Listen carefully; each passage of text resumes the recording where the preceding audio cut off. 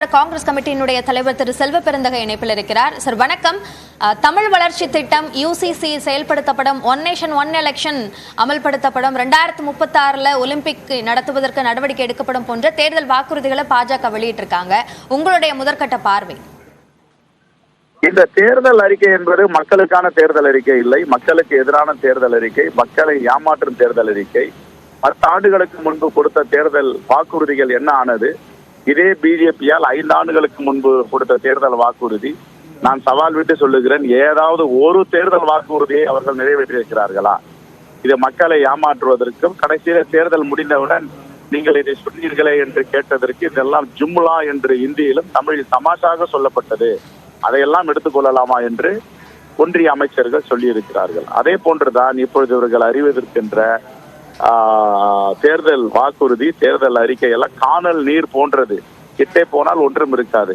இந்த bullet train என்று எவ்வளவு காலம் பேசியிருப்பார்கள்? முதல் அவர்களுடைய நிதிநிலை அறிக்கையிலே சொல்லியிருக்கிறார்கள், இதுவரை புல்லட் ட்ரெயின் வந்ததாக தெரியவில்லை, டெல்லியிலிருந்து மும்பைக்கு விடுவேன் என்று சொன்னார்கள். ஆக இவர்கள் கொடுக்கும் தேர்தல் வாக்குறுதி மக்களை ஏமாற்றுவதற்கான வாக்குறுதி. நாங்கள் கேட்கிறோம், இதுவரை நீங்கள் பரப்புரையில சொன்ன 15 லட்சம் ரூபாய் என்ன ஆனது? 2 கோடி பேருக்கு வேலை வாய்ப்பு என்று சொன்னீர்கள், என்ன ஆனது? பெட்ரோல் டீசல் விலையை குறைப்பேன் என்று சொன்னீர்கள், என்ன ஆனது? கேஸ் விலை 400 ரூபாய் விற்கும் பொழுது காங்கிரஸ் பெரிய ஆட்சியில இப்ப 1000 கொண்டு இருக்கிறத பாதியாக குறைப்பேன் என்று சொன்னீர்கள். இந்திய பொருளாதாரம் இரட்டிப்பாக வல்லரசுகளுடன் ஒப்பிட்டு நம்முடைய பொருளாதாரம் இருக்கும் என்று சொன்னீர்களே, இந்த பொருளாதாரம் எந்த நிலையில இருக்கிறது?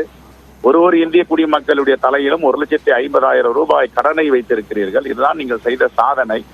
ஆக உங்களுடைய ஆட்சி என்பது மக்களுக்கான ஆட்சி இல்ல, மோடியுடைய நண்பர்கள் அதானி போன்றவர்களுக்கான ஆட்சி, கார்பரேட்டுகளுக்கான ஆட்சி.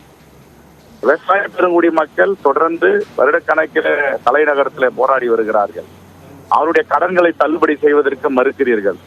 ஆனால் 16 லட்சம் ரூபாய் கோடி கார்பரேட்டுகளுக்கும் தொழில் நிறுவனங்களுக்கும் தள்ளுபடி செய்திருக்கிறீர்களா? இது எந்த விதத்தில் நியாயம்? இது அப்போ உங்களுடைய ஆட்சி யாருக்கான ஆட்சி?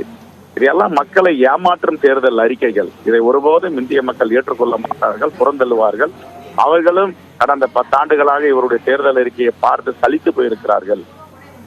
பாஜகவுடைய தேர்தல் அறிக்கை என்பது தமாஷைக்காகவும் ஜும்லாவுக்காகவும் விடப்படுகின்ற தேர்தல் அறிக்கை, மக்களுடைய தேர்தல் அறிக்கை கிடையாது. அதே நேரத்தில் நாங்கள் கொடுத்திருக்கின்ற தேர்தல் அறிக்கை மக்களுடைய பொருளாதாரத்தை மேம்பட செய்யவும், அடித்தட்டு மக்களுடைய வாழ்வாதாரத்தை மேலே கொண்டு வருவதற்கான தேர்தல் அறிக்கை. ஆகவே இந்த தேர்தல் அறிக்கையை ஒருபோதும் மக்கள் ஏற்றுக்கொள்ள மாட்டார்கள், நிராகரிப்பார்கள். நன்றி.